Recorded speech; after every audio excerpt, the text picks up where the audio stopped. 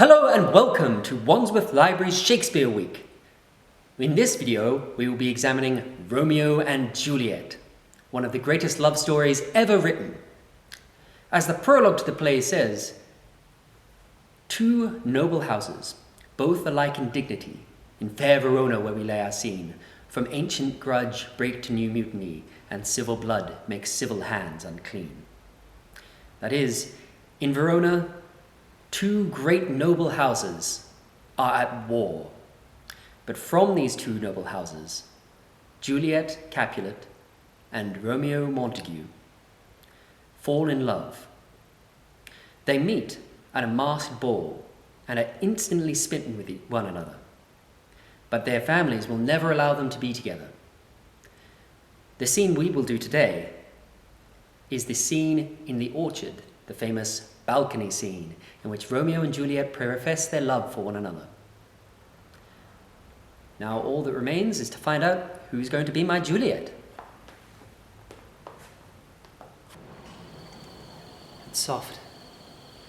What light from yonder window breaks? It is the east, and Juliet is the sun. Arise, fair sun, and kill the envious moon, who is already sick and pale with grief, since thou, her maid, are far more fair than she. Be not her maid, since she is envious. Her vestal livery is but sick and green, and none but fools do wear it. Cast it off. It is my lady, oh, it is my love, all that she knew she were. She speaks, yet she says nothing. What of that? Her eye discourses. I will answer it. I am too bold. It is not to me she speaks. Two of the fairest stars in all the heavens, having some business, do entreat her eyes to twinkle in their spheres till they return. What if her eyes were there, those in her head? Why, the brightness of her cheek would shame those stars as daylight doth a lamp.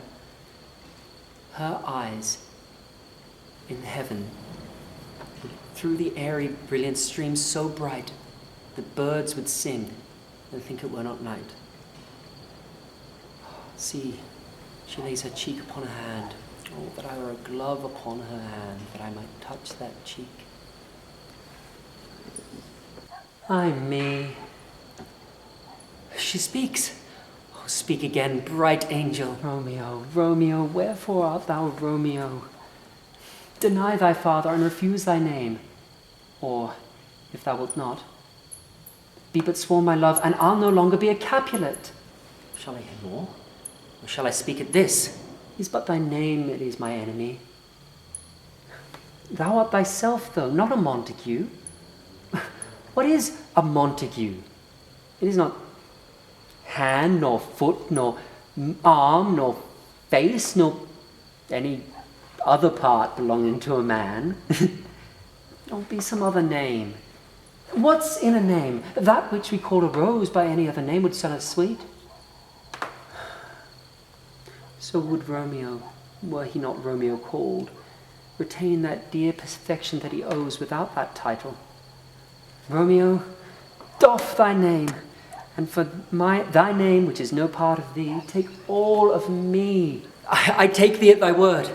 Call me but love, and I'll be new baptized. Henceforth I never shall be Romeo. Ah! What man art thou that thus bescreened night so stumblest on my counsel? By a name I know not how to tell thee who I am. My name, dear saint, is hateful to me because it is an enemy to thee.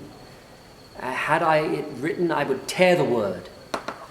My ears have not yet drunk 100 words of thy tongue's uttering, yet I know the sound. Art not thou Romeo and a Montague? Neither, fair maid, if either thee dislike.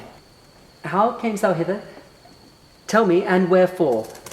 The orchard walls are high and hard to climb, and the place death, considering who thou art, if any of my kinsmen find thee here. With love-light wings that I o'ertrips the walls, for stony limits cannot hold love out. And what love can do, that love dares do. And therefore thy kinsmen are no stop to me. If they do see thee, they will murder thee. Alack, there lies more peril in thine eyes than in 20 of their swords. Look thou but sweet, and am proof against their enmity. I would not for the world they saw thee here. I have night's cloak to hide me from their sight. But thou love me, let me find thee here. My life were better ended by their hate than death prorogued wanting of thy love. By whose direction found thou out this place? By love, that first did prompt me to inquire. He lent me counsel, and I lent him eyes. I am no pilot, but were thou as far as that vast shore washed by the farthest sea, I would venture for such merchandise. Thou knowest the mask of night is on my face. Else would a maiden blush bepaint my cheek for that which thou hast heard me speak tonight. Fain would I dwell on form, fain deny what I have spoke. But farewell compliment. Dost thou love me? I know thou wilt say aye, and I will take thy word. Yet, if thou swearest, thou might prove false. That love is perjuries, they say, Jove laughs. Oh, gentle Romeo, if thou dost love, pronounce it faithfully. Or if thou think'st I'm too quickly won, I'll frown and be perverse and say thee, nay, so thou wilt woo. But else not for the world. In truth, fair Montague, I am too fond, and therefore thou mayst think my behaviour light. But trust me, gentlemen, I'll prove more true than those that have more cunning to be strange. I should have been more strange, I must confess, but that thou overheardest ere I was ware my true love passion. Therefore pardon me, and do not impute this yielding to light love which the dark night hath so discovered. Lady, by yonder blessed moon I vow, which tips with silver all these fruit tree tops. Swear not by the moon, the inconstant moon, that monthly changes in her circled orb, lest thy love prove likewise changeable. What shall I swear by? Do not swear at all, or if thou wilt, swear by thy gracious self, which is the god of my idolatry, and I'll believe thee. If my heart's dear love... Well, do not swear. Although I joy in thee, I have no joy of this contract tonight. It is too rash, too unadvised, too sudden, too like the lightning, which hath ceased to be ere one can say it lightens. Sweet, good night. This bud of love by summer's ripening breath may prove a beauteous flower when next we meet. Good night, good night, as sweet repose and rest come to thy heart as that within my breast. Oh, wilt thou leave me so unsatisfied? What satisfaction canst thou have tonight? The exchange of thy love's faithful vow for mine. I gave thee mine before thou didst request it, and yet I would it were to give again. Wouldst thou withdraw it? For what purpose, love? But to be frank and give it thee again. And yet I wish but for the thing I have.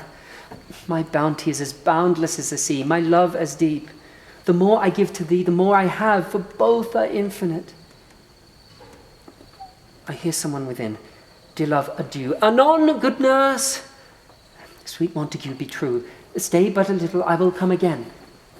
Oh, blessed, blessed night. I am afeard, being but night, all this is but a dream, being too flattering sweet to be substantial. 3 words, dear Romeo, and good night indeed.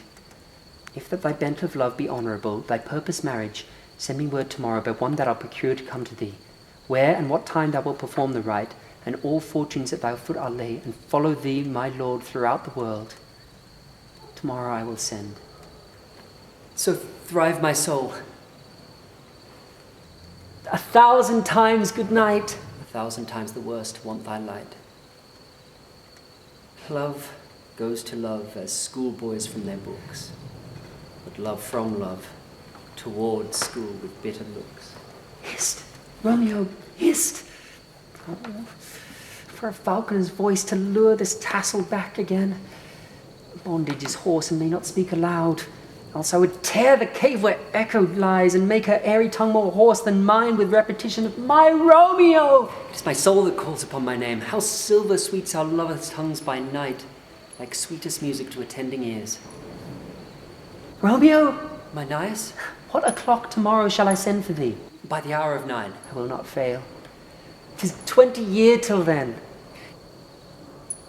I have forgot why I did call thee back. Let me stand here till I remember it. I shall forget to have thee still stand there, remembering how I love thy company. And I'll still stay to have thee still forgetting any other home but this. 'Tis almost morning.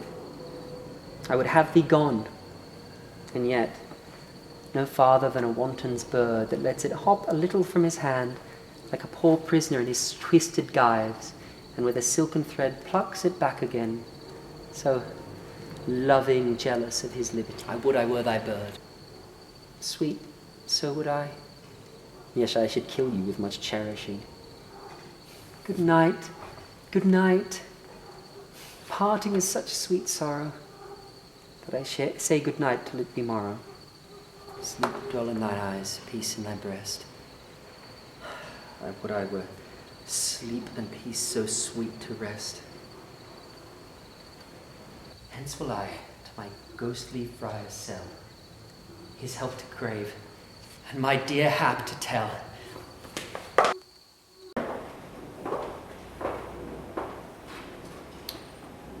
So, you might be wondering why there's two of me, and why I'm wearing a dress. Well, you see, in plays in Shakespeare's time, or if you go to see a Shakespeare play today, there are often more parts than there are actors. There are often up to 50 parts in some of the plays, and they will only have half as many actors, or sometimes as few as 9 or 10. Since most of these characters don't appear on stage together, and some of them only have a small amount to say, actors will often play several different people in the same show. This is a process called doubling. This still doesn't explain why you're wearing a dress, though. Well, you see, in Shakespeare's time, women weren't allowed on stage in England, and so young boys would play women instead. In his play, A Midsummer Night's Dream, Shakespeare had one of his actor characters complain that he's being made to play the woman Thisbe, when he thinks he's grown up enough to start playing men. You see, the boys, when they grew up, would play the men parts. Nay, Faith, let me not play a woman. I have a beard coming. Also, because all the women were actually being played by boys, Shakespeare would often write into his plays that a girl would disguise herself as a boy, leading to the situation of a boy playing a girl playing a boy. Very confusing. And that's all we have for our Shakespeare Week video on Romeo and Juliet. Thank you very much for watching.